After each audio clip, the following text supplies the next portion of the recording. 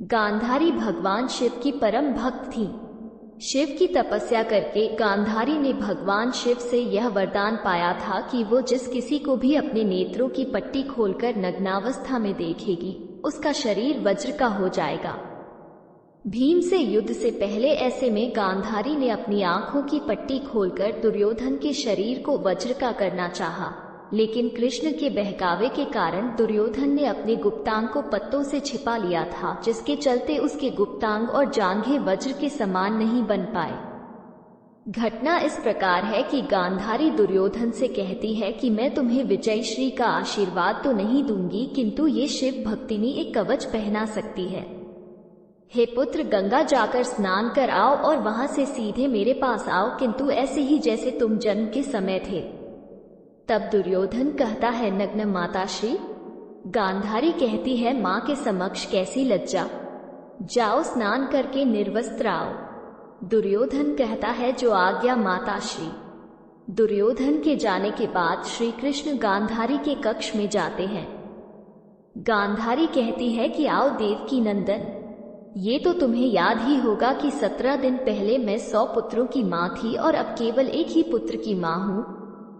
श्री कृष्ण हाथ जोड़कर कहते हैं कि हाँ माते, इन शवों में एक शव ऐसा भी है जिन्हें आप पहचान कर भी नहीं पहचानती हैं, और वो शव है ज्येष्ठ कौन्तेय का। तब गांधारी कहती है, क्या युधिष्ठिर का? तब श्री कृष्ण कहते हैं, नहीं माता, राधेय था ज्येष्ठ कौन्तेय। ये सुनकर गांधारी दंग रह जाती है। श्री कृष्ण कहते हैं, इसलिए ये मत सोचिए माता कि आपके पुत्रों की ओर से मेरी बुआ का कोई पुत्र युद्ध नहीं कर रहा था। ये राज बताकर श्री कृष्ण शिविर से बाहर निकल कर जाने लगते हैं। तब रास्ते में दुर्योधन नग्न अवस्था में अपनी माता के शिविर में जाता हुआ श्री कृष्ण को दिखाई देता है। श्री कृष्ण हंसते हुए कहते हैं, युवराज दुर्योधन, आप और इस अवस्था में? तुम अपने वस्त्र कहाँ भूल आए, और तुम्हारा मुंह तो माता गांधारी के शिविर की ओर है। ये सुनकर दुर्योधन सकपका जाता है।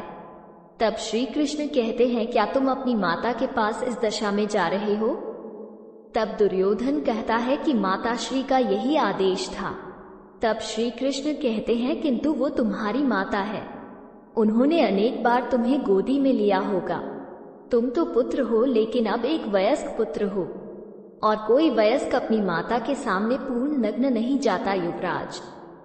भरतवंश की तो ये परंपरा नहीं है। फिर श्री कृष्ण हंसते हुए कहते हैं, किंतु तुमने तो भरतवंश की परंपरा का पालन करना कभी का छोड़ दिया। जाओ जाओ, माता को प्रतीक्षा नहीं करवाना चाहिए, जाओ। ये कहते हुए श्री हंसते हुए वहां से चले जाते हैं। तब दुर्योधन सोच में पड़ जाता है और फिर वो अपने गुप्तांगों पर केल के पत्ते लपेटकर माता गांधारी के समक्ष उपस्थित हो जाता है और कहता है कि मैं स्नान करके आ गया माताश्री। तब गांधारी कहती है, मैं क्षण भर के लिए अपनी आंखों पर बंधी ये पट्टी खोलने जा रही हूँ।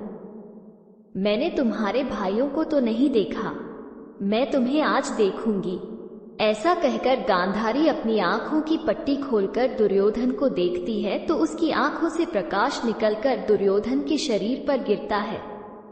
बाद में गांधारी देखती है कि ये क्या, दुर्योधन ने तो अपने गुप्तांग छुपा रखे हैं।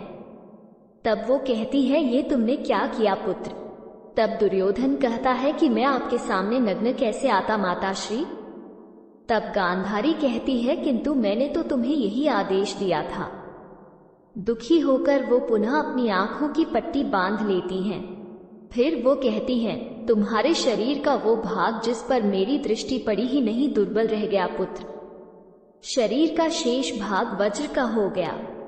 यदि तुम बड़ों का आदेश मानने की परंपरा भूले ना होते तो अजेय हो गए होते पुत्र। ये सुनकर दुर्योधन कहता है कि तो मैं ये केले के पत्ते हटा देता हूँ माताश्री।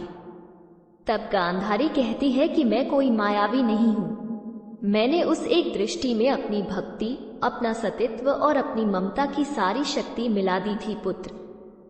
तब दुर्योधन कहता है कि आप चिंता न करें माताश्री, मैं कल भीम से गदा युद्ध करूंगा और गदा युद्ध के नियम के अनुसार कमर के नीचे प्रहार करना वर्जित है। कल मैं उसको इतनी मार मारूंगा कि वो घबराकर वीरगति को प्राप्त हो जाएगा। फिर चाहे इस युद्ध का अंत कुछ भी हो, अंत में भीम दुर्योधन की जंघा उखाड़कर उसका वध कर देता है।